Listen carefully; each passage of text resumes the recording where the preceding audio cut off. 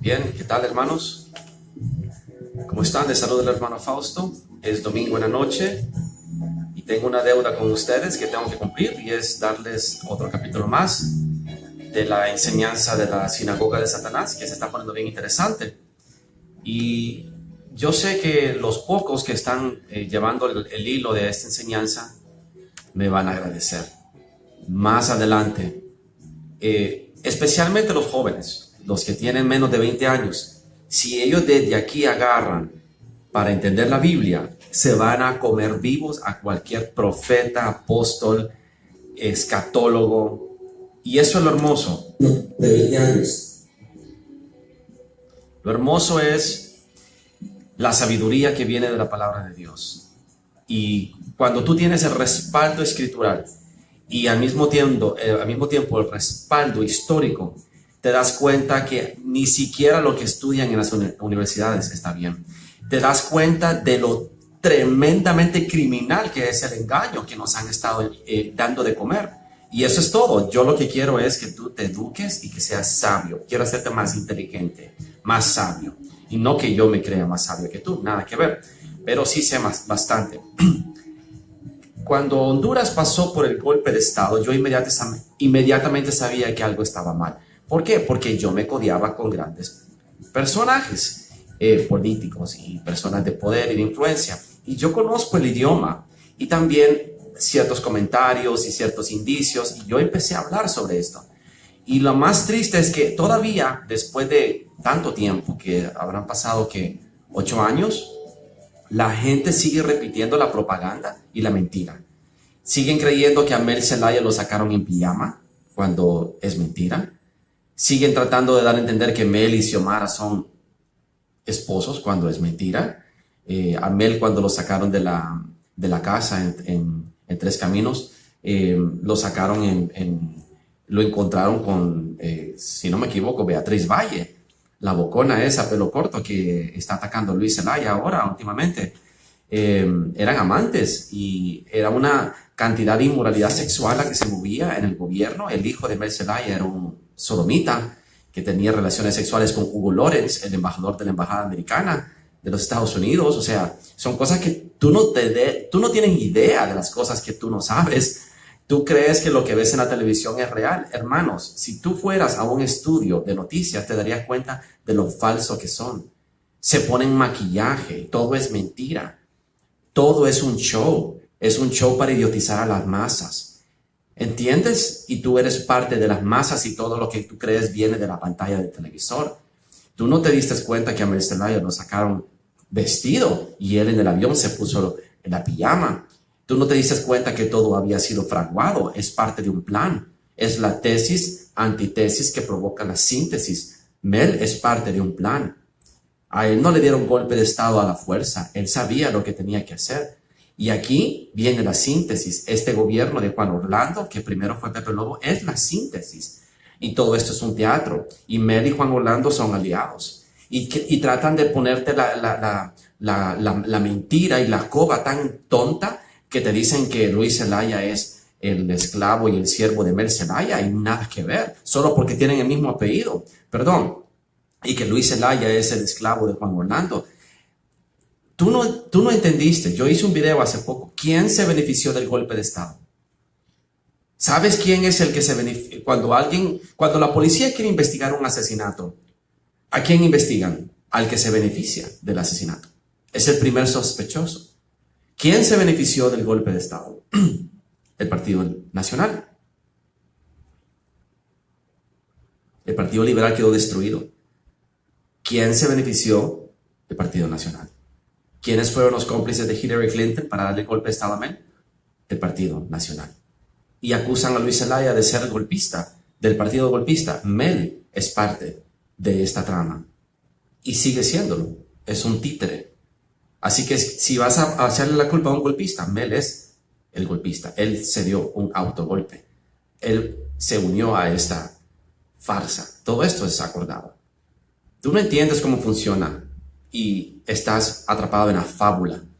Por eso es que Mel hizo un pacto con Juan Orlando y están destruyendo a Salvador Narrala Y Salvador Narrala cayó en la trampa. Y ahora Mel cree que Luis Zelaya es tonto y que Luis Zelaya va a caer en la trampa. Luis Zelaya no va a caer en la trampa. Viene un reposo para el pueblo y la gente que está atrapada en la mentalidad de la colmena, los zombies que solo repiten: yo soy cachureco hasta la muerte, viva el Partido Nacional. Esos van al infierno. Porque dice la palabra claramente que acaso no entendéis que vosotros os convertís en esclavos de aquel a quien obedecéis. Y si estás obedeciendo a Satanás y a la colmena, estás obedeciendo a tu amo y te va a ir al infierno. Así que, continuando con la sinagoga de Satanás, este se llama la imagen que provoca a celo en el templo de Salomón. Todavía no he terminado el relato de Moisés, de cómo llega a la sinagoga de Satanás a infiltrarse en el pueblo de Israel. Pero yo quiero que veas este mural, el mural que llaman hoy en día el Muro de las Lamentaciones. Y te dicen a ti, los muy mentirosos, de que ese es el último vestigio que queda del templo de Salomón. Y es mentira. Esa es la fortaleza de la Anatolia o fortaleza Antonia. Es una fortaleza romana. Entonces te dicen que ese es el último muro que quedó del templo de Salomón. Entonces la gente va a besar al muro de Lamentaciones y le ponen una oración escrita y copulan con Chequina. Y cuando copulan con Chequina, ¿con quién están copulando? Con la diosa Inanna. Inanna es el anticristo, porque Ananí significa aquel que viene entre las nubes del cielo. Ese es el nombre que tiene mi hija menor, Ananí. Es un simbolismo de Jesucristo, aquel, el Hijo del Hombre, que es revelado entre las nubes del cielo. Y si tú le das vuelta, es Inanna, y Inanna es anticristo. Ananí es Cristo, Inanna es anticristo. Así como Jehová y Alá es exactamente lo mismo. Son exactamente lo mismo. O sea, cuando tú miras Alá, escrito en árabe, es exactamente lo mismo que Jehová, nada más que dado vuelta y comprimido. Te demuestran que es el mismo demonio. Pero en el caso de Inanna y Ananí son distintos, porque Ananí es el nombre que se le da al Hijo del Hombre viniendo entre las nubes del cielo. Inanna es lo contrario, son opuestos. Entonces hay una diferencia y no creas que es lo mismo. O sea, tal vez te confundiste, pero eso viene después de la prédica de la sinagoga de Satanás. Voy a llevarte a que veas el Talmud, a que veas el nombre de Jehová y que veas todas las trampas. Ahora, habiendo dicho todo lo que he dicho y divago como siempre, te llevo a esto. Esta es Inanna. Inanna hicieron esta mujer en la película de Jack Black, se llamaba Año Cero, algo así. Y ella es la representación de la reina del cielo, que es Semiramis, que es anticristo. Y hay otra representación de ella a través de Beyoncé, que es... Yo creo que yo ya te prediqué de esto.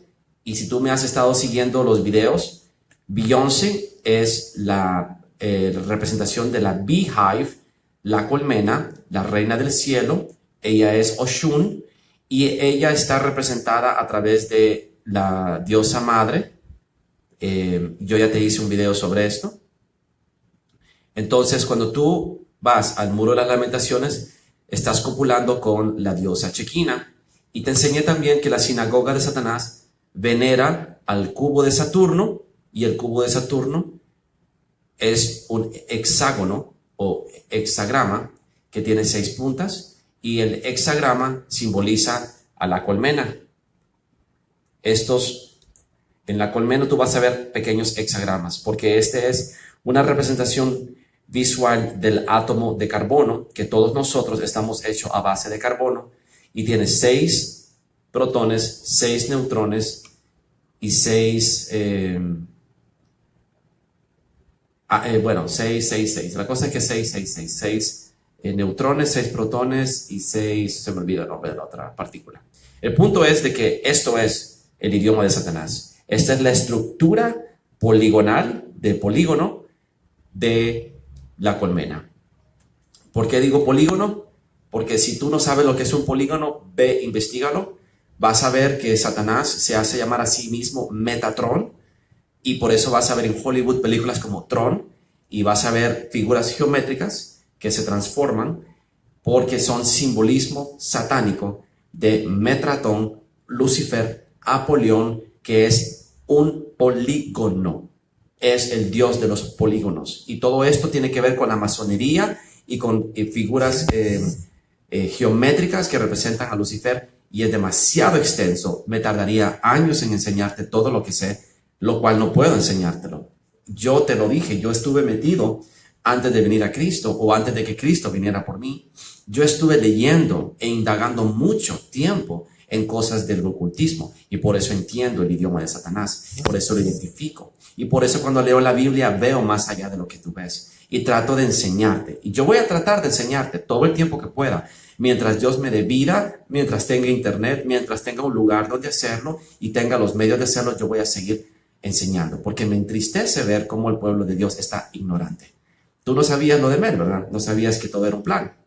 No sabías que lo subieron en avión y se cambió la ropa, y que todo estaba planeado, y que todo fue un gran show, y todo esto es un show. Y tú no sabías que Mel y Juan Orlando son aliados, y que están realmente peleando por mantener el poder, para mantener la estructura que ellos han formado aquí en la representación de la sinagoga de Satanás, a la cual ambos pactaron. Tanto Mel como Juan Orlando pactaron con Satanás. Son satanistas, son masones, sirven a la sinagoga de Satanás por medio de los jesuitas. Y de eso se trata todo esto. La sinagoga de Satanás gobernando el mundo entero. Así de fácil. Y yo ya te di mi testimonio, como yo lo hablé a Roberto Ramón Castillo, en su cara lo profeticé. Roberto Ramón Castillo no me lo negó, y ya te expliqué cómo en el billete de 20 está el 666 al lado de la oreja de José Cecilio del Valle, y todo eso te lo tengo que volver a explicar y seguirlo explicando hasta que la gente lo aprenda. Muy bien, avanzando a la sinagoga de Satanás. Esta prédica va a estar intensa y va a estar larga, así que tengo que correr, tratar de ser lo más rápido posible. La sinagoga de Satanás, ya te lo expliqué, son todos los imperios. La sinagoga se ha ido trasladando desde Egipto hasta el desierto, del desierto hasta el tabernáculo, del tabernáculo a Jerusalén. El lado espiritual tuvo que atravesar por Asiria, tuvo que pasar por Babilonia, tiene que pasar por Roma, por Grecia, al igual que la estatua de Nabucodonosor. Los mismos imperios, es la misma sinagoga, que es de dos partes, el lado político y el lado religioso. ¿Quién es político y religioso? Roma. Es la síntesis. Magog es la síntesis de todo lo que es el imperio romano, el imperio griego, el imperio asirio, el imperio babilónico y el imperio egipcio. Todos en uno mismo. Entonces, cuando tú ves las características de Siria, ponle atención, porque tienes que ver cómo esa característica se fusiona y hasta los últimos días. ¿Qué viene de Asiria y de Madián y todas estas naciones? Viene el Islam. ¿Qué viene de Babilonia? Lo que es la religión de misterio Babilonia, que es la otra parte, que es el catolicismo de hoy en día. Entonces tú vas a ver dos tendencias. La tendencia del Islam, la tendencia del catolicismo, que se fusionan, se entrelazan y de ahí se separan al final. Y viene entonces a volverse a fusionar en el final, en el reino de Magog, donde está el imperio romano fusionado con las razas oscuras, que son principalmente árabes e islámicas. Y tú, a lo mejor te dijeron que Ismael es los árabes, y te demostré que no es así. Entonces tienes que aprender a dividir y diferenciar, porque hay mucha confusión y hay que tratar de no ser tonto en esto. Porque si tú ves a un japonés o ves a un coreano y le dices, es chino. No, hermano, un chino es completamente distinto a un japonés. No puedes decirle a todos los que tienen los ojos así o así que son chinos. Eso es ignorancia y tú quedas como tonto. Tampoco me puedes llamar a mí un indio solo porque soy hondureño. Ese indio hondureño. Yo no soy indio, soy más jesuita, soy más judío sefardita y tengo ascendencia hondureña con hondureño, europea con hondureño que indio. Tendré un poquito de indio, sí, no lo dudo, pero tengo más de judío y de europeo que de indio. Entonces tú no puedes generalizar. De igual manera tú no puedes decir que todos los árabes son ismaelitas. Y tampoco puedes decir o sea, tienes que ser más específico para que no suenes como un ignorante. Y esa es mi intención, quitarte la ignorancia para que aprendas y te interesen las escrituras y las quieras leer. Eso es todo lo que te pido, que te enteres y leas y que analices la historia que te han contado con la historia que está escrita en la Biblia y te vas a dar cuenta que te han estado mintiendo. Bueno, ¿qué característica tiene la sinagoga de Satanás? De Roma, por ejemplo, dice en Macabeos que Roma, los que para ser reyes reciben el apoyo de los romanos, llegan a serlo, pero cuando estos quieren, los quitan del trono. Roma tiene exactamente esa cualidad. Roma decide quién y quién no está en el poder. Quita y pone reyes. Por eso tú vas a ver que siempre los presidentes se codean con el Papa. Y hasta el día de ahora, no he visto a Donald Trump besarle la mano al Papa. Cuando Donald Trump le bese la mano al Papa, entonces ya queda claro a quién Donald Trump sirve. Así que espero que no suceda, porque yo confío que Dios está usando a Donald Trump y que Donald Trump se está yendo contra la sinagoga de Satanás. Pero aparentemente va a haber una reunión en el Vaticano y Donald Trump va a asistir a ver al Papa. Y si Donald Trump le besa la mano al Papa, goodbye.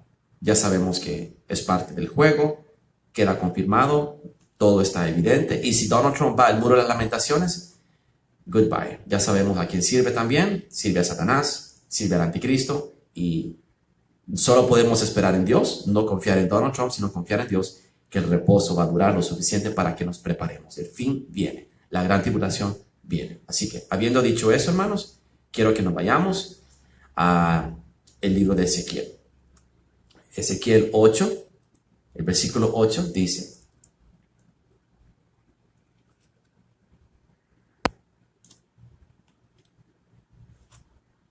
versículo 5.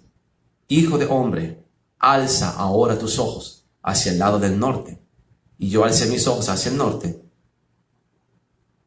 Y he aquí al norte, junto a la puerta del altar, aquella imagen del celo en la entrada. Versículo 6. Me dijo entonces: hijo de hombre, ¿no ves lo que estos hacen, las grandes abominaciones que la casa de Israel hace aquí para alejarme de mi santuario? Pero vuélvete aún y verás abominaciones mayores. ¿Qué fue lo que encontró? Encontró el rito satánico debajo del templo.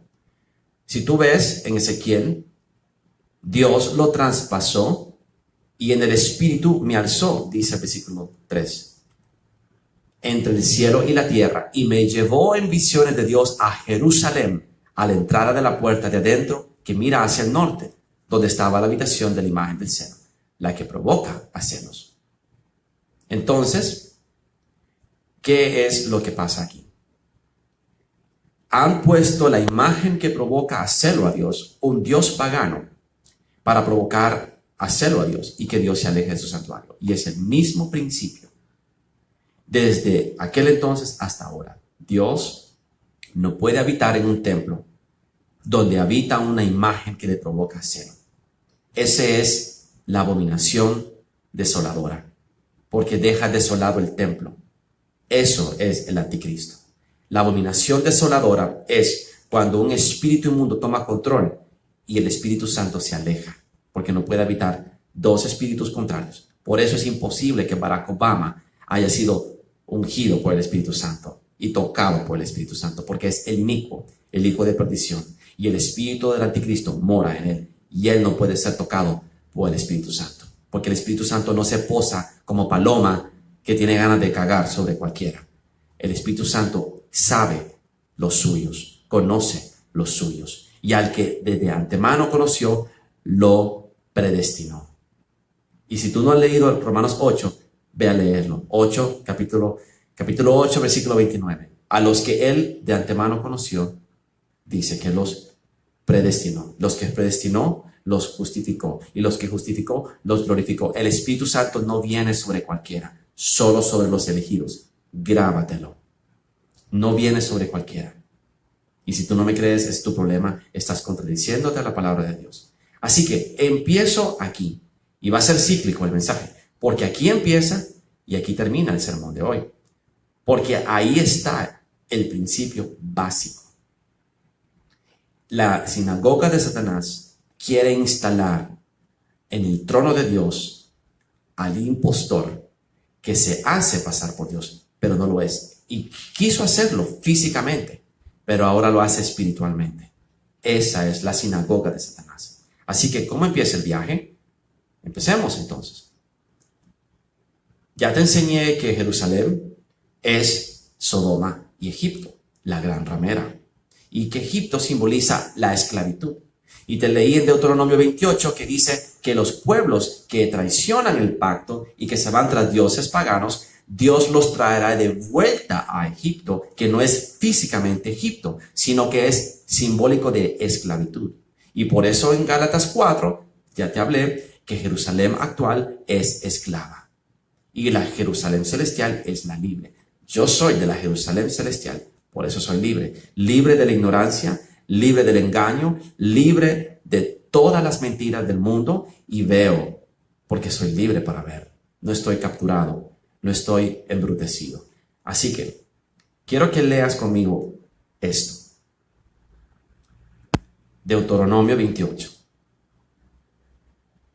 Que cuando ellos traicionen al Señor, el Señor te hará volver a Egipto en naves, por el camino del cual te ha dicho, nunca más volverás.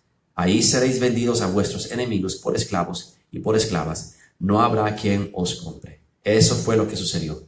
Israel fue vendido como esclavo a todo el mundo y están en medio de nosotros. Están en todos lados, pero solo Dios sabe quiénes son. ¿Entiendes ahora? Esclavos. Esclavos de Roma, esclavos de Babilonia, esclavos de Egipto. Es lo mismo, es la misma estatua. Todos los imperios forman uno solo. Si tú entiendes eso, va a ser fácil enseñarte. Entonces, todo vuelve de vuelta a Éxodo. ¿Cómo surge la sinagoga de Satanás? Físicamente. Ya te estuve hablando del aspecto espiritual, cómo eran demonios que se venían infiltrando en la congregación. Ahora te la voy a mostrar físicamente, las características físicas, ¿sí? Esta es otra parte. Entonces, si tú vas a Éxodo 19, están en el desierto. Entonces Dios le dice a Moisés, en el mes tercero de la salida de los hijos de Israel, o sea, 3 meses después de que habían salido de Egipto, en el mismo día llegaron al desierto de Sinaí, porque, como dice Pablo, que el monte Sinaí está en Arabia, que representa el primer pacto. ¿Por qué? Porque fue ahí donde se le dio el pacto a Moisés. ¿Qué pacto? Este es el pacto. Y Moisés subió a Dios, versículo 3, y le dijo al Señor.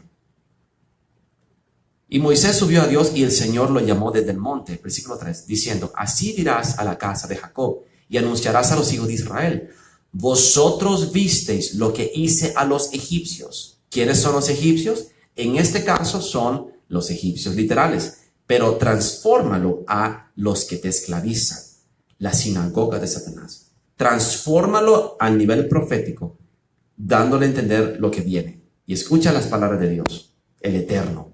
Porque Dios no habla como tú y yo, habla palabras eternas, porque Él ve el ayer, el hoy y el mañana. Para Él no existe el tiempo. Vosotros visteis lo que hice a los egipcios y cómo os tomé sobre alas de águilas y os he traído a mí.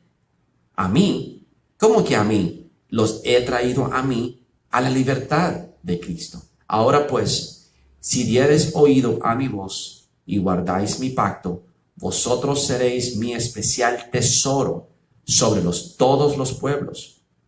¿Vistes? Seréis mi especial tesoro. Eso es lo que somos. Somos su herencia.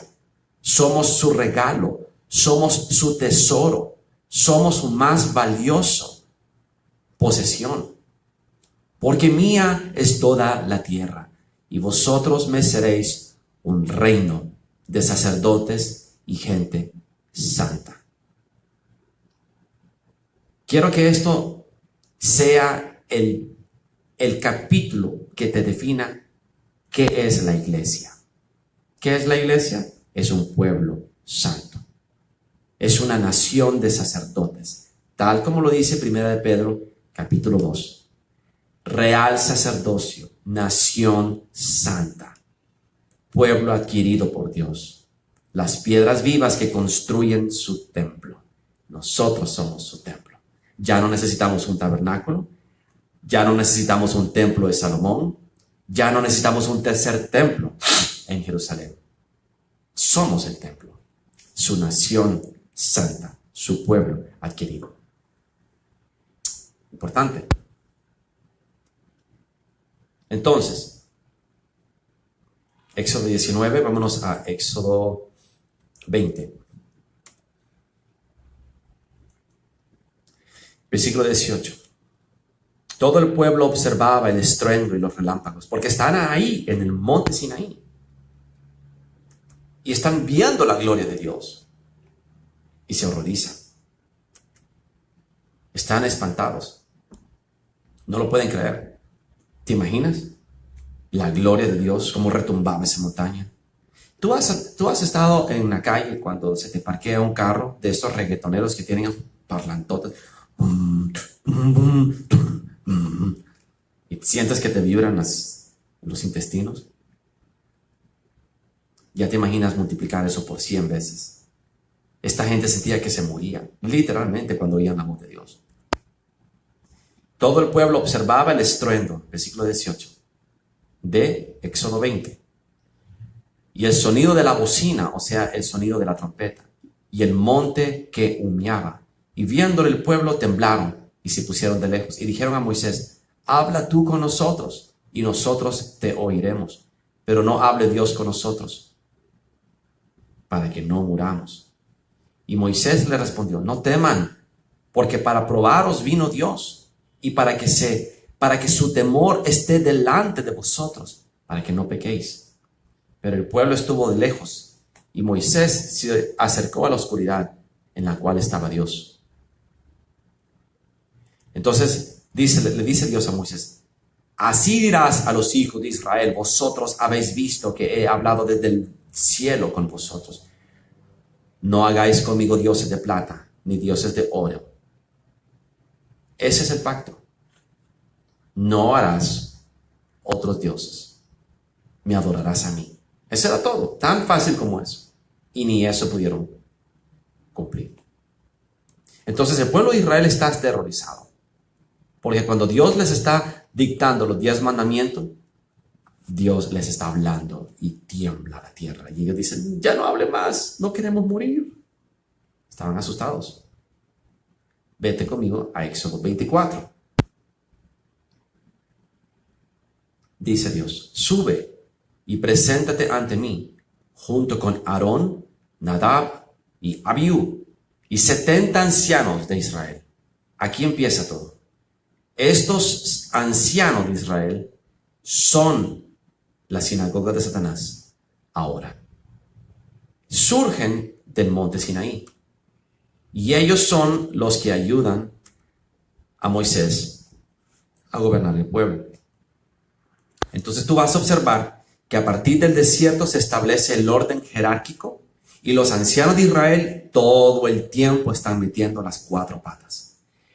Tropiezan a Moisés, tropiezan a Josué, tropiezan a Caleb, tropiezan a Gedeón, tropiezan a David, tropiezan a Saúl, tropiezan a Salomón. Todo el tiempo los ancianos de Israel están de tropezadero, porque se oponen a Dios. ¿Por qué? Aquí te lo voy a mostrar. Quiero que veas cómo lo espiritual y lo físico se fusionan, y empieza Satanás desde el principio a infiltrar al pueblo de Dios, el usurpador, el hijo de perdición, el espíritu impostor que quiere sentarse en el trono de Dios, usurpar el pueblo de Dios y robar la gloria de Dios, el nombre de Dios, el templo de Dios. Quiere establecerse en el monte santo de Sión, y todo gira alrededor de Sión, y Sión está en Israel. Pero para llegar a Sión tiene que llegar a través del pueblo de Dios. ¿Entiendes?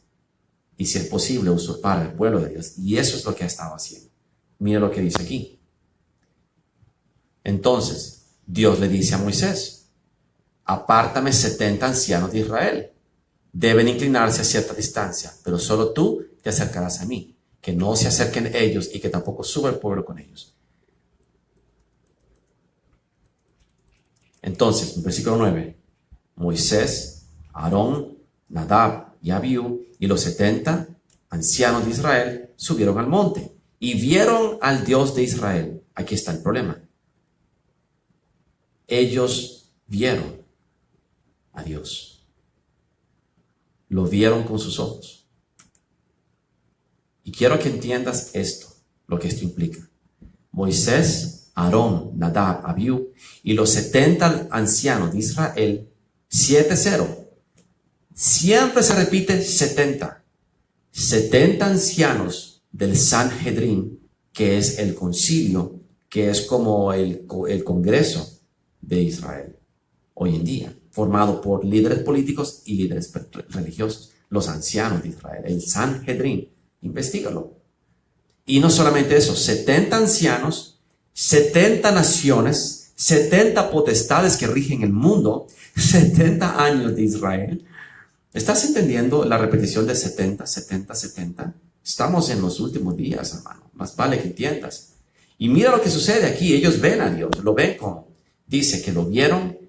Debajo de sus pies había algo como un embaldosado de zafiro, semejante al cielo cuando está sereno. Vieron a Dios y comieron y bebieron. ¿Por qué? Porque Dios no los mató. Entonces, el Señor le dijo a Moisés, sube al monte y preséntate ante mí.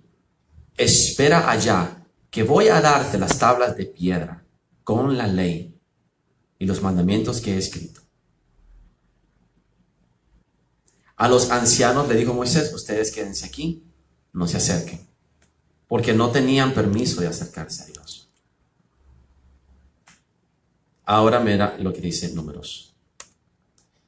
Vete conmigo a Números 11. Esta es la orden que le dio Dios a Moisés. Reúneme a 70 hombres entre los ancianos de Israel, de los que tú sabes que son ancianos del pueblo y sus principales. Tráelos a la puerta del tabernáculo de reunión y que esperen ahí contigo. Yo descenderé y hablaré ahí contigo. Tomaré del espíritu que está en ti y lo pondré en ellos para que lleven contigo la carga del pueblo y no la lleves tú solo. Ese es el Sanhedrin. Aquí surge. El mandato de Dios es, tú no vas a llevar la carga solo, Moisés. Yo te voy a ayudar. Voy a ungir a 70 ancianos y les voy a dar del mismo espíritu que te di a ti. Para que te ayuden. Y entonces, ¿qué sucede?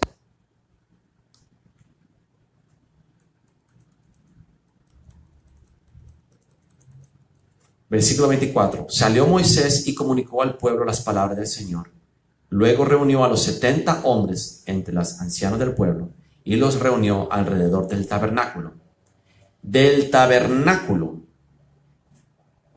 el espíritu impostor de la sinagoga de Satanás se infiltra ahí, del tabernáculo al templo de Salomón. Pero aquí surge. De Egipto al desierto, del desierto al tabernáculo, del tabernáculo al templo de Salomón. Ese es el viaje de la sinagoga de Satanás. Te estoy mostrando el lado físico, los ancianos, el Sanhedrin, los 70 ancianos. Entonces el Señor descendió en una nube y le habló.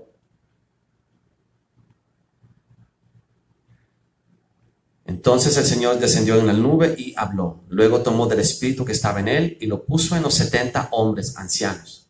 O sea que le dio espíritu de profecía igual que a Moisés. Y en cuanto se posó sobre ellos el espíritu, profetizaron. Pero nunca más volvieron a hacerlo. En el campamento habían quedado 2 hombres, uno llamado Eldad y otro Medad, sobre los cuales también reposó el espíritu. Estaban estos entre los inscritos. Pero no, escucha bien, inscritos. Porque solo a los inscritos en el libro de la vida puede reposar el Espíritu Santo. Es un principio básico. Está en Romanos 8, versículo 29, 30. Tú lo puedes leer. Todo el mundo quiere el Espíritu Santo, pero no todo el mundo lo puede recibir. Solo los elegidos para la salvación. Aquellos cuyo nombre está inscrito en el libro de la vida, en el libro del Cordero. Y ese libro no se está escribiendo como quien dice, ¿cuál es su nombre? Ok. ¿Y cómo se escribe? Hermano, ese libro se escribió. Se escribió desde antes de la fundación del mundo. Si tú no estás en él, lo siento mucho. no tienes derecho a ser parte del reino. Es así de sencillo. El libro está cerrado y el libro se va a abrir en el final, cuando Jesús venga. Y todos los que están inscritos en ese libro van a pasar al cielo. Los que no están inscritos no pueden pasar. Así que no le digas a Dios, inscríbeme en el libro de la vida. Eso es una falsa doctrina. Puede ser borrado y tachado del libro de la vida por necio y por arrogante y por desobediente. Pero inscrito, ese libro ya lo escribió Jesús. No lo va a escribir más. Y no va a llevar borrones y tachones. ¿Entiendes? Más vale que sepas, hermano. Porque si tú rechazas a Jesús creyendo que le estás haciendo un favor a Jesús, hermano Fausto, no quiero recibir el Espíritu Santo todavía. ¿Por qué, hermano? ¿No está listo para vivir? No, es que no quiero fallarle. No estoy preparado. No te preocupes, hermano. No le vas a fallar. Porque no estás inscrito en el libro de la vida para empezar. Porque una persona que está inscrito en el libro de la vida, ni loco rechazaría el Espíritu Santo. No te engañes. Que Dios te bendiga. En el campamento habían quedado 2 hombres. El uno se llamaba Eldad, el otro Medad, sobre los cuales también reposó el Espíritu. Estaban estos inscritos, pero no habían venido al tabernáculo y profetizaron en el campamento. Un joven corrió a avisar a Moisés y le dijo, Eldad y Medad profetizan en el campamento. Entonces le dice, Señor mío Moisés, dice Josué, no se lo permitas. Y Moisés le respondió, ¿tú tienes celo por mí? Ojalá todo el pueblo del Señor fuera profeta y que el Señor pusiera su espíritu sobre todos. Mi sentimiento, exactamente. Ojalá Dios le permitiera a todo el mundo tener el Espíritu Santo. Pero no es así. Es solo para los inscritos. Pero a estos 70 líderes que se convierten más tarde en el Sanhedrin, posó el Espíritu Santo en ese momento y profetizaron solo en ese momento. No volvieron a profetizar. Así que vámonos ahora a Primera de Samuel. Después de Josué, después de Gedeón, después del libro de Jueces, todo lo que tú quieras, vamos a terminar en Primera de Samuel, en la temporada del profeta Samuel y del rey David y Saúl. ¿Ok? Vámonos a Primera de Samuel para que tú vayas viendo el avance de la sinagoga de Satanás. Elí tenía 2 hijos.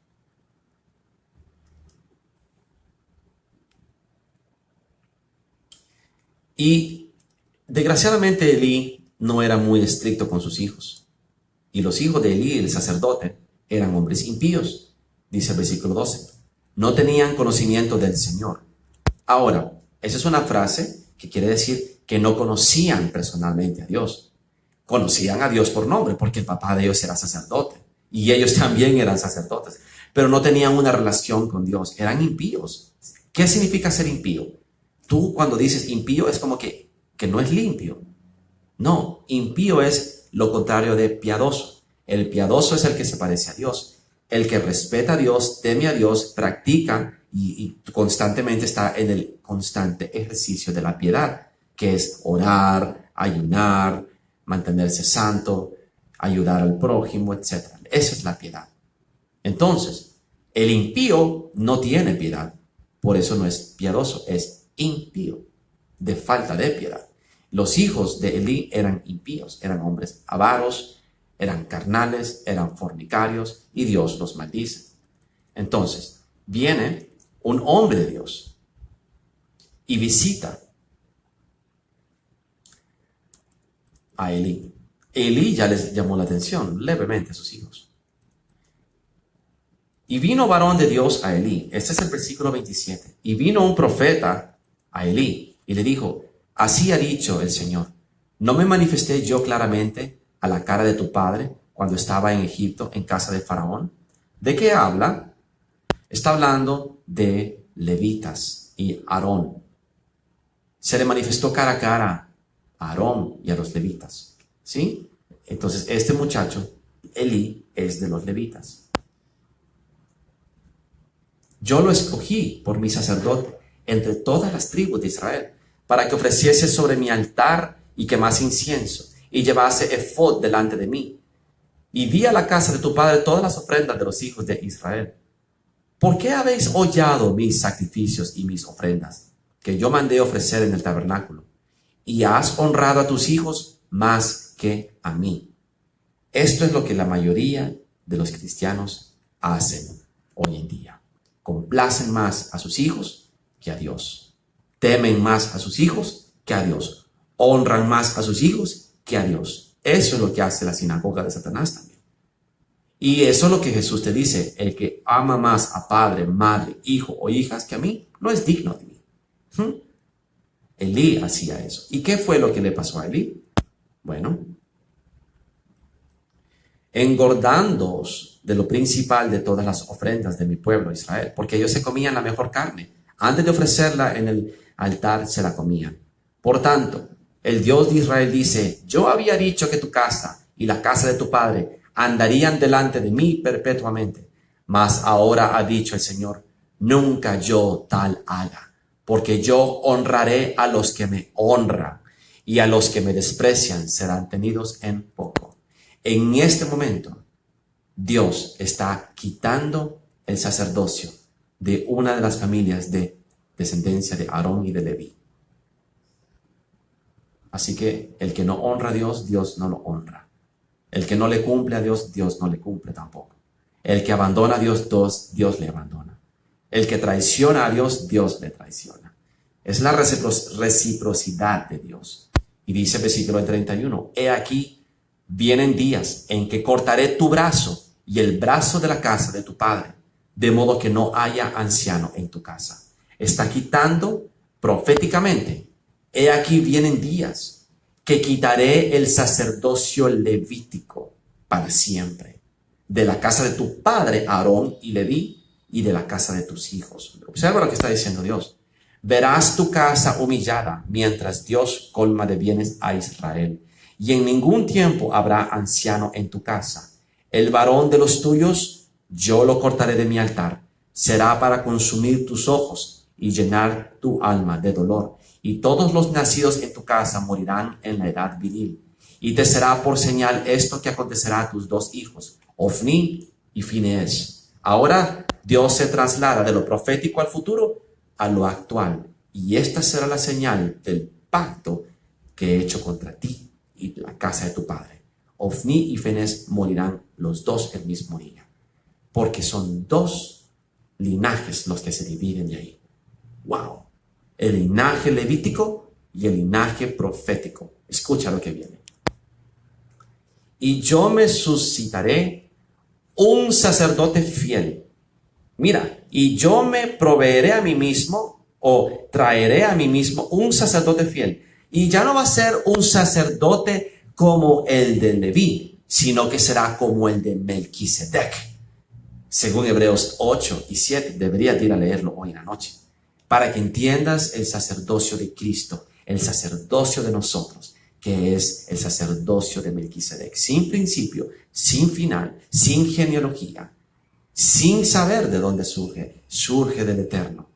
¿Quién es Melquisedec? Ese sería otro estudio, otro poderoso sermón que te quiero dar, pero me voy a aguantar las ganas. Me emociono demasiado, es poderoso ese mensaje también. Entonces dice, que haga conforme a mi corazón y a mi alma, yo lo edificaré casa firme. Ese es Jesús, el sacerdocio que viene por Jesús, que vino a abolir el primer pacto y establece el segundo pacto, que es el sacerdocio de Melquisedec, el sacerdocio que Jesús es el sumo sacerdote, el santo sacerdocio de Jesús. Y andará delante de mí ungido todos los días. Y el que hubiera quedado en su casa, vendrá en tu casa, escucha bien, y el que hubiera quedado en tu casa, de los levitas, del sacerdocio antiguo, que hoy en día es la sinagoga de Satanás, vendrá a postrarse delante de él por una moneda de plata y un bocado de pan, diciéndole, te ruego que me agregues a alguno de los ministerios para que pueda comer un bocado de pan. Eso es profético de la sinagoga de Satanás. Todos los que son falsos sacerdotes de la sinagoga de Satanás van a tener que postrarse ante nosotros. Y eso está en Apocalipsis. Lo dice clarito. Y te lo voy a mostrar para que veas la promesa. La sinagoga de Satanás, Jesús la invoca y la pronuncia en Apocalipsis. Cuando dice, y he aquí traeré a la sinagoga de Satanás y se postrarán a adorar delante de tus pies. Y entonces sabrán que yo te he amado. Es el cumplimiento de esa profecía. ¡Wow! Apocalipsis. Es que, hermanos, ustedes... A mí me da tristeza en realidad. A mí me da tristeza ver cómo la gente desperdicia el sacerdocio. Apocalipsis. Mira que cuando hablo, nosotros tenemos el más codiciado sacerdocio. El sacerdocio que los católicos quieren. El sacerdocio que los mormones quieren. El sacerdocio que los musulmanes quieren. El sacerdocio que todos quieren. Nos fue dado a nosotros, los nacidos de la promesa, no los de la sinagoga de Satanás. Entonces te lo voy a enseñar.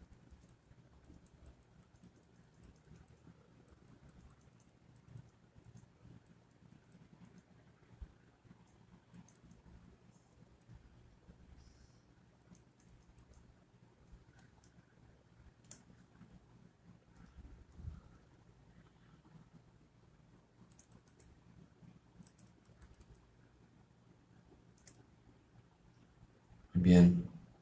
Apocalipsis 3.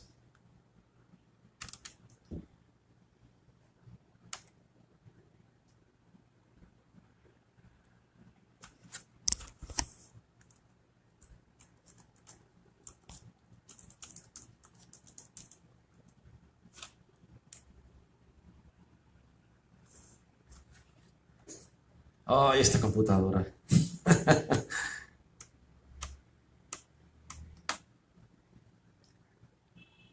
Apocalipsis 3. Aquí está.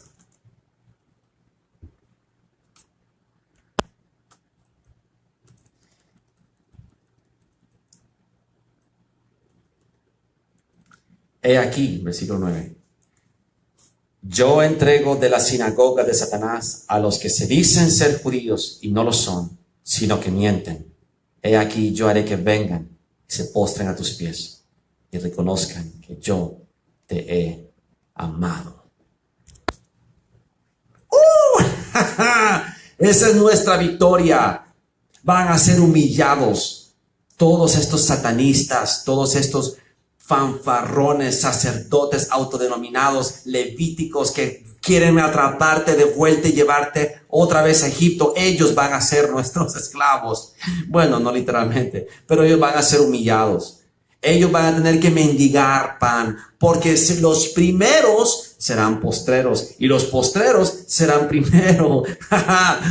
Aleluya, hermano, qué barbaridad, qué poderoso. Y yo creo esto, yo no me engaño, hermano, yo sé lo que viene para nosotros. Jesús lo profetizó desde 1 Samuel, y esta prédica te lo garantizo que no te la han dado en ninguna iglesia, porque no es un mensaje que edifica. No edifica la sinagoga de Satanás, pero sí edifica el verdadero cuerpo de Cristo. Por eso tenía que dártela, y por eso no puedo avanzar. Para mí es fácil dar grandes brincos de saltamonte y irme en un solo sermón a la sinagoga de Satanás, pero te pierdes los tesoros del discernimiento y del conocimiento y la sabiduría y de la historia, que es rica la Biblia en historia y en profecía. Ahora, avanzando más adelante, la sinagoga de Satanás se infiltra a través de los levitas. Tú ves que el espíritu impostor se sienta en la familia de Elí, y Dios los corta, tanto a Elí como a sus hijos. Y entonces viene el profeta Samuel, y volvemos a toparnos con la sinagoga de Satanás a través del rey Saúl, que el rey Saúl, tristemente, en vez de hacerle caso al profeta Samuel, él usurpa el sacerdocio. Te lo quiero mostrar. Primera de Samuel, capítulo 15.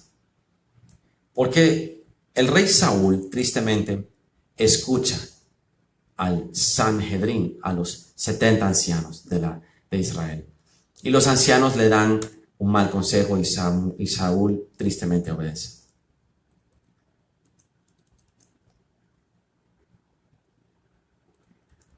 Entonces le dice Dios a Saúl, ve y hiere a Amalek. Eso es en 1 Samuel 15.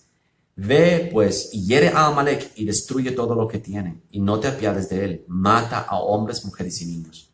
Y tristemente, Saúl convocó al pueblo y les pasó revista. Y en todo esto, Saúl y el pueblo perdonaron a Agag. Entonces los ancianos mal aconsejaron a Saúl. Entonces Samuel se enoja y le dice, ¿se complace el Señor, versículo 22, en sacrificios y holocaustos más que obedezcas la palabra del Señor? Ciertamente el obedecer es mejor que los sacrificios y el prestar atención que la grosura de los carneros. Porque como pecado de adivinación es la rebelión, versículo 23. Este es el problema de los cristianos de ahora, no entienden este versículo.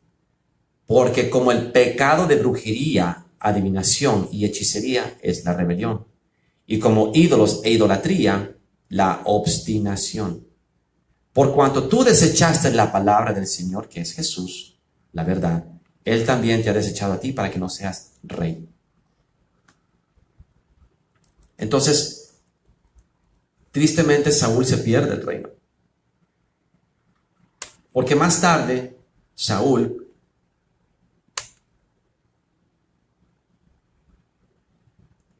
tristemente Saúl viola la ley de Dios, hace sacrificio que no debió haber hecho, porque el sacrificio lo tenía que hacer Samuel. Pero Saúl, por estar escuchando a los ancianos de Israel, no quiso esperar a Samuel y entonces él hizo el sacrificio y usurpó el lugar del sacerdote. Entonces ya venía la sinagoga de Satanás formándose.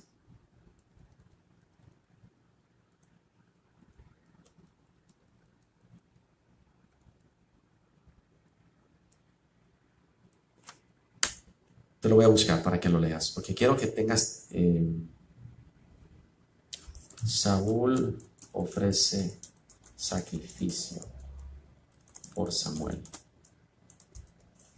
Eso es importante, porque lo que Saúl hace es abominable ante los ojos de Dios. Usurpa el sacerdocio, está en Samuel 13, según parece. Sí, sí parece. Y perdóname, hermano, pero es que esta computadora es bien hiperactiva.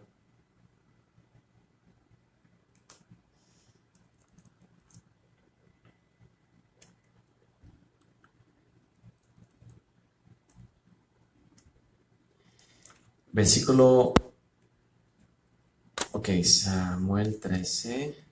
Voy a buscar la versión Reina Valera.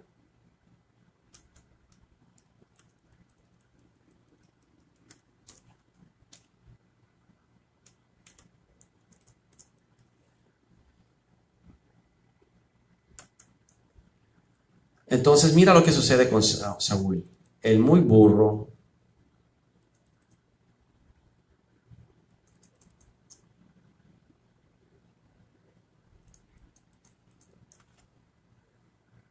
versículo 8.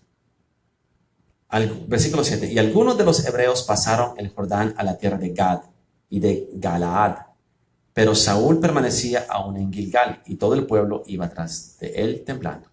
Y él esperó 7 días, conforme al plazo que Samuel había dicho. Pero Samuel no venía y el pueblo se le desertaba. Entonces dijo Saúl, voy a complacer al pueblo para que no se me vaya, igual que Jeroboam.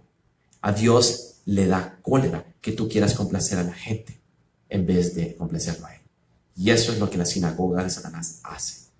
Complace al pueblo para que no se vaya, para que no lo desierte. Y eso es lo que las iglesias hacen. Las iglesias entretienen a las cabras para que no se vayan a otras iglesias. Entonces les dan música rock, cuadro de danza, les dan data show, les ponen películas los viernes y les dan palomitas y etcétera, y etcétera. Y dejan de servir a Dios por servir al pueblo. Eso es lo que hizo Saúl y fue desechado. Y eso es lo que hizo Jeroboam y fue desechado. Y eso fue lo que hizo Elí, fue desechado. Y eso es lo que hace la sinagoga de Satanás y serán desechados. Así que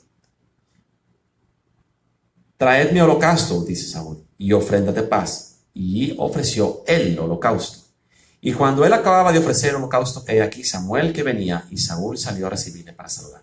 Entonces Samuel le dijo, ¿qué has hecho?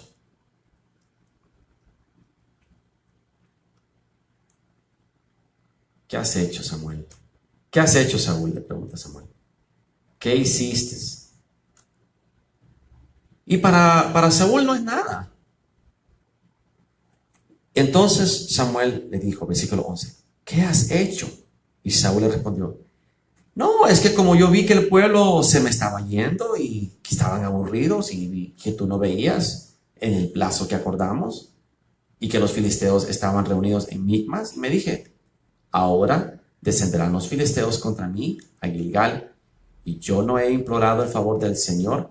Me esforcé pues, o sea, me apuré y ofrecí el holocausto. Entonces Samuel le dijo a Saúl, locamente has hecho, no guardaste el mandamiento de Dios que él te había ordenado. Y ese es el problema de muchos cristianos, que no quieren esperar en Dios. Dios te dice, espérate. No, es que como yo miraba que pasaban los días y no sabía, entonces yo mejor. No puedes hacer las cosas en tu tiempo. Tienes que esperar en Dios.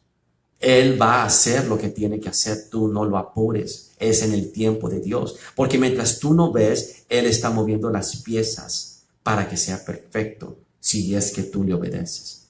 Pero si tú te adelantas, puedes más bien entorpecer el plan de Dios. Y Dios no se agrada de los insensatos que prometen y no cumplen, ni de los que se adelantan a lo que Él les ha dicho que les va a cumplir.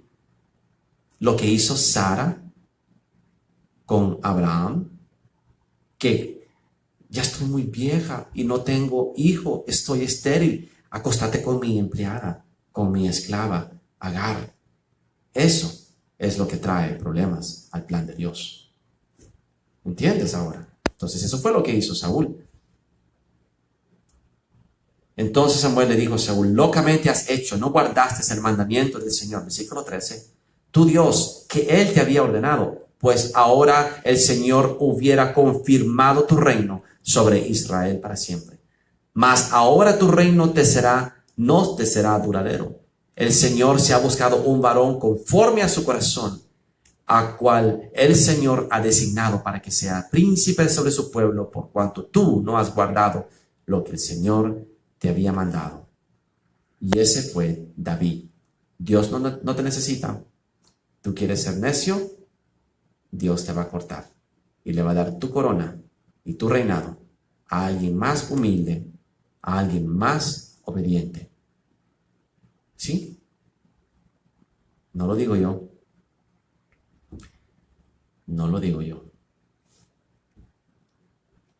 Así que, habiendo visto que Saúl usurpa, la sinagoga de Satanás sigue infiltrándose, Saúl escuchaba al pueblo, y eso lo vas a ver todo el tiempo. Todo el tiempo. Vamos al David. David fue el único hombre que escuchó a Dios, no le hizo caso a los ancianos. Salomón cometió el mismo error. Salomón, a través de todas sus esposas, trae la sinagoga de Satanás al templo que él mismo construye. ¿Y qué hizo Salomón? Salomón construye templos a sus dioses de sus esposas. Y Salomón peca y se convierte en un brujo. Usa la sabiduría que Dios le dio para invocar demonios y controlarlos. Entonces, sucede algo interesante. Ezequiel 8. La imagen que provoca a celo a Dios es instalada en el templo de Salomón. Y Dios los abomina y los expulsa. No los quiere ver. Y lleva cautivo las 10 tribus de Israel del norte bajo el imperio de Siria. Y entonces cuando van cautivos a Siria, por culpa de la idolatría, vienen de vuelta a lo que podemos leer en el libro de Reyes, cuando el Sargón II, Segunda de Reyes 17, Siria envía pobladores a Samaria, de Babilonia, de Cuta, Abad, Hamat, y Dios manda leones, y los leones mataban a los pobladores porque no eran israelitas, y Dios no los protege. Entonces le dijeron al rey de Asiria: las gentes que tú trasladaste y pusiste en la ciudad de Samaria no conocen la ley del Dios de aquella tierra. Y el Dios ha echado leones en medio de ellos, y he aquí que los leones los matan, porque no conocen la ley del Dios de la tierra. Y el rey de Asiria, Sargón II, mandó diciendo: llevad ahí a algunos de los sacerdotes que trajiste de allá, y vaya y habite ahí, y les enseñe la ley del Dios de ese país. Y vino uno de los sacerdotes que habían llevado cautivo de Samaria, el cual era culpable de la idolatría en primer lugar, y por culpa de la idolatría de los sacerdotes habían sido expulsados de la tierra, y ahora en Siria este sacerdote está cumpliendo con el culto a Baal, el culto a los dioses paganos que había promovido las esposas de Salomón, y traen de vuelta exactamente lo que había Dios expulsado. Y se instala ya prácticamente la sinagoga de Satanás a través de los sacerdotes que venían de Asiria con el culto a los dioses de Asiria. ¿Entiendes?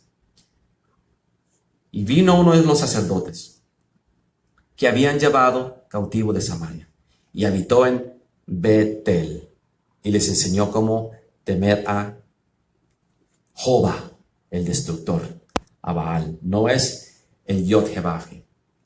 ¿Qué es Betel?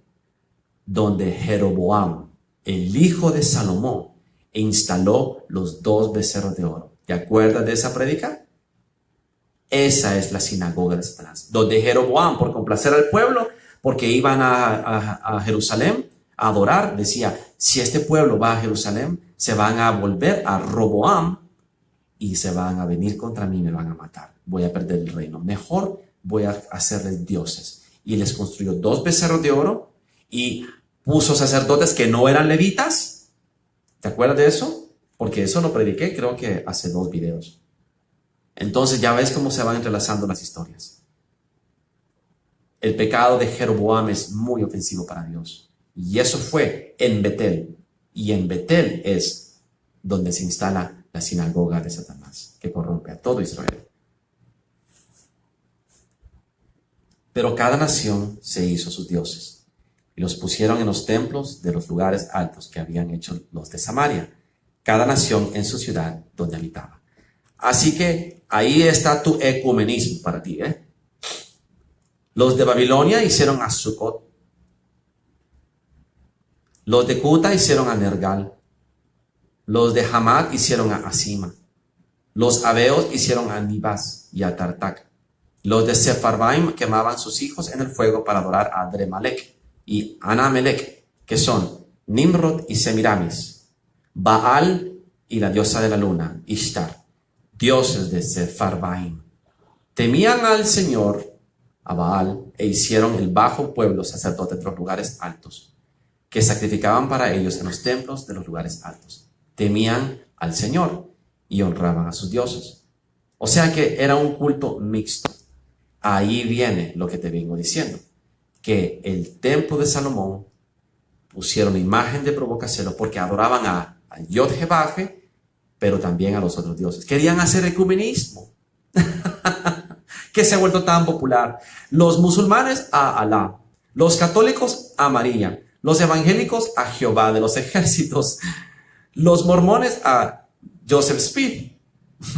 ¿Vas entendiendo? El ecumenismo, que a tanto le gusta a Dios. No le gusta. Eso es lo que hicieron ahí. Ya entiendes lo que es la sinagoga de Satanás, entonces, poco a poco, ¿verdad? Entonces, cuando ya en Siria se instala el culto a Baal, viene a Israel en Betel, y entonces Israel es tomada cautiva por completo y se desaparece por Siria. Dios juzga al pueblo de Dios por la idolatría, y siempre es lo mismo, violaron el pacto. Entonces viene después Babilonia, y Babilonia toma cautivo a Judá como castigo de Dios. ¿Por qué? Porque los de Judá también hicieron lo mismo. Contaminados por la sinagoga de Satanás que predominaba en Betel, entonces ellos se contaminaron y Judá también se fue tras los ídolos. Y tú tienes que leer todos los libros de la Biblia, todo el Viejo Testamento, para que veas la historia. No te la puedo leer toda. Y viene el cautiverio de Babilonia. Entonces te voy a mostrar más o menos cómo fue el cautiverio de Babilonia, para que entiendas. Aquí hay un mapa. Entonces, las 10 tribus del norte fueron tomados por Asiria y se asentaron en Nínive, en Gozán. Y después de eso, Babilonia se lleva a las tribus del sur, que son Judá y Efraín, y se las lleva al sur, a Babilonia. Y luego de Babilonia manda de vuelta a volver a poblar Israel. Entonces, ¿de dónde viene lo que en el día de Jesús son los saduceos y los fariseos? Bueno, los saduceos son descendientes de Sadoc. ¿Y quién es Sadoc? Sadoc era el sacerdote fiel de David. Entonces, ¿dónde encontré a Sadoc para mostrártelo?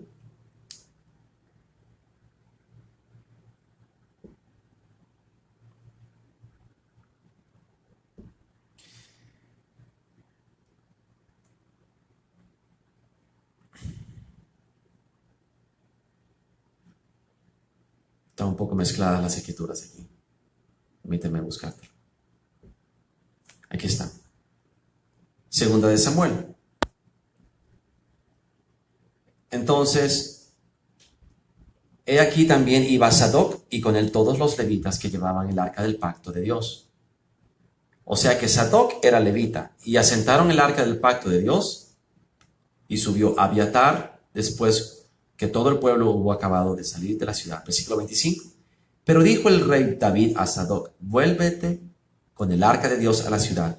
Si yo hallare gracia ante los ojos del Señor, él hará que yo vuelva y me dejará verla y su tabernáculo.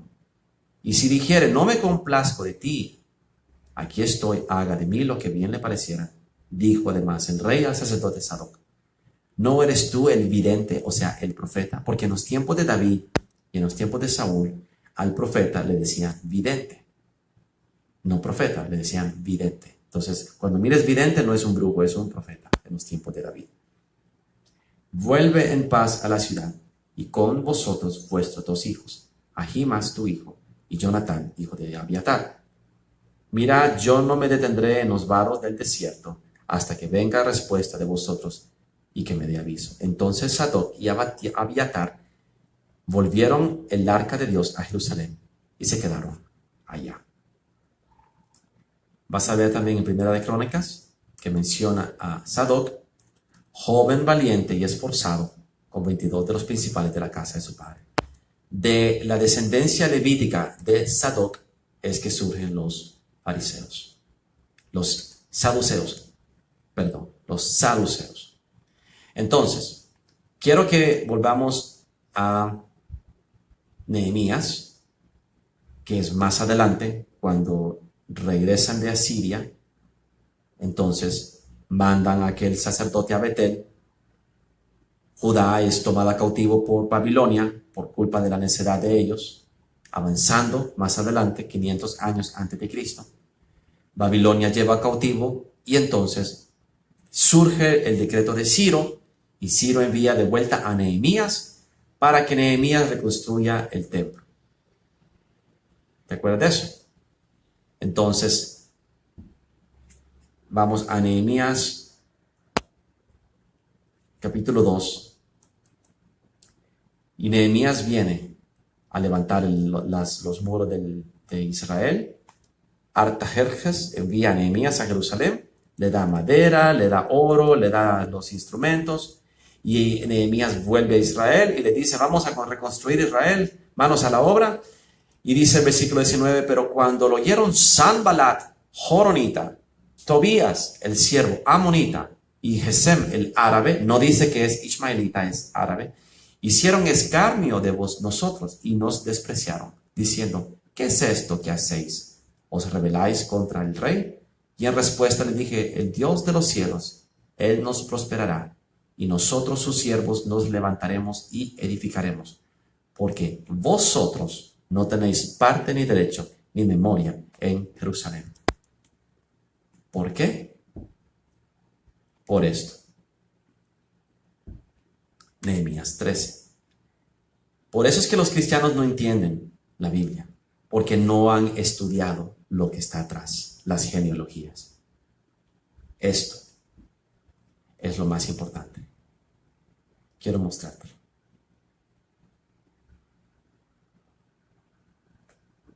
Deuteronomio 23. No entrará amonita ni moabita en la congregación del Señor, ni hasta la 10ª generación de ellos no entrarán a la congregación del Señor. ¿Por qué? Por 2 razones. Una, se mezclaron con Esaú, con Edom, Amalek, pero también Ismael se mezcló con los madianitas, pero no con los moabitas. Mira lo que dice aquí. Por cuanto nos salieron a recibir con pan, no salieron a recibir con pan y agua al camino, cuando saliste de Egipto. Y porque alquilaron contra ti a Balaam, hijo de Beor, de Petor en Mesopotamia, para maldecirte. Mas no quiso el Señor tu Dios oír a Balaam, y el Señor tu Dios te convirtió la maldición en bendición, porque el Señor tu Dios te amaba. No procurarás la paz de ellos, ni su bien en todos los días para siempre. No aborrecerás al edomita, porque es tu hermano, Edom, Esaú. No aborrecerás al egipcio, porque fuiste forastero en su tierra. ¿Y por qué los egipcios son Ismael? Porque Ismael era de la madre egipcia y se casó con una mujer egipcia. Así que Egipto es Ismael, que también es hijo de Abraham, y Edom, los edomitas, son Esaú, los hijos hermanos de Jacob. Entonces, el amonita y el moabita son malditos de Dios. Y este hombre, oronita, es amonita. ¿Entiendes? Entonces, estos son la sinagoga de Satanás. Sanballat. Aquí viene la parte más interesante. Nehemías 13. Vi asimismo en aquellos días a judíos que habían tomado mujeres de Asdod, amonitas y moabitas, lo que está prohibido en Deuteronomio 23. Y la mitad de sus hijos hablaban la lengua de Asdod, porque no sabían hablar judaico, sino que hablaban conforme a la lengua de cada pueblo. Y reñí con ellos, y los maldije, y herí a algunos de ellos, y les arranqué los cabellos, y les hice jurar, diciendo, no daréis vuestras hijas a sus hijos, y no tomaréis de sus hijas para vuestros hijos, ni para vosotros mismos. ¿No pecó por esto Salomón, rey de Israel? Bien que en muchas naciones no hubo rey como él, que era amado de su Dios, y Dios lo había puesto por rey sobre todo Israel. Aún a él le hicieron pecar las mujeres extranjeras, porque hicieron a Salomón venerar a todos los dioses paganos. Y obedeceremos a vosotros para cometer todo este mal tan grande de prevaricar contra nuestro Dios, tomando mujeres extranjeras. Y uno de los hijos de Joaída, hijo del sumo sacerdote, Eliasib, era yerno de Sanballat, oronita, por tanto lo ahuyentó de mí. Pam, pam, pam, pam. Sanballat, el que se oponía a Nehemías que reconstruyera los muros de Jerusalén y también el templo de Salomón, era la sinagoga de Satanás. Escucha bien. Uno de los hijos de Joiada, hijo del sumo sacerdote Eliasib. Entonces, el nieto de Eliasib, el sumo sacerdote, era yerno de Sanballat, joronita, por tanto lo ahuyenté de mí. Acuérdate de ellos, Dios mío, contra los que contaminaron el sacerdocio y el pacto de sacerdocio de los levitas. porque eran amonitas. La sinagoga de Satanás estaba usurpando el sacerdocio.